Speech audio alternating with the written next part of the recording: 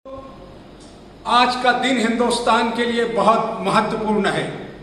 आज हिंदुस्तान के पहले शिक्षा मंत्री भारत रत्न मौलाना अबुल कलाम आजाद जी का जन्मदिन है।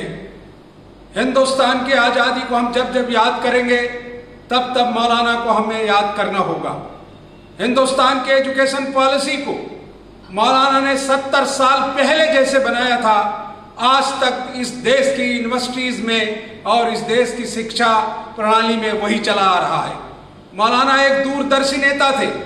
न सिर्फ मौलाना बल्कि एक अच्छे सहाफ़ी, एक अच्छे राइटर और एक अच्छे स्वतंत्रता सेनानी होने के साथ साथ भारत को एक ऐसी दिशा दिया जिसे इस देश के लोग कभी भूल नहीं सकते। दोस्तों, मौलाना आजाद हिंदुस्तान के अकेले लीडर थे जो मुल्क की आज़ादी के वक्त अंग्रेजों से ये कहते थे कि हमें अपने मुल्क की जो धरोहर है यानी हिंदू मुस्लिम दोस्ती जो है वो बरकरार रहनी चाहिए। उस हिंदू मुस्लिम दोस्ती को बरकरार रखने के लिए उन्होंने एक बार कहा था, अंग्रेजों ने उनसे कहा कि मौलाना आप मुल्क की इस आज़ादी से दस्तबरदार हो जाइए, हिंदू मुस्लिम से दस्तबरदार हो जाइए, मैं मुल्क आपका आज़ाद करके आपको दे दूंगा।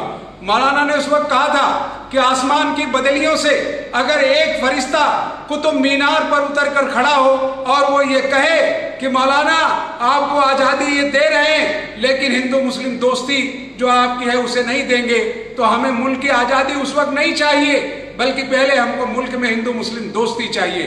आज के इस दौर में जिस तरह से सरकार इस देश में नफरत फैलाने का काम कर रही है, लोगों को बांटने का काम कर रही है, उस वक्त का कोई भी स्वतंत्रता सेनानी, चाहे मौलाना आजाद रहे हो, चाहे सरदार पटेल रहे हो, चाहे गांधी जी रहे हो, चाहे नेहरू जी रहे हो, चाहे दूसरे जो कांग्रेस के शीर्ष लीडर्स थे, देश की आजादी में जिन नेताओं का रोल था, उन्होंने कभी ये नहीं सोचा था कि एक दिन ऐसा आएगा कि आपस में लोग बट जाएंगे और उन्हें बांटने की कोशिश करने वाली एक राजनीतिक दल होगी।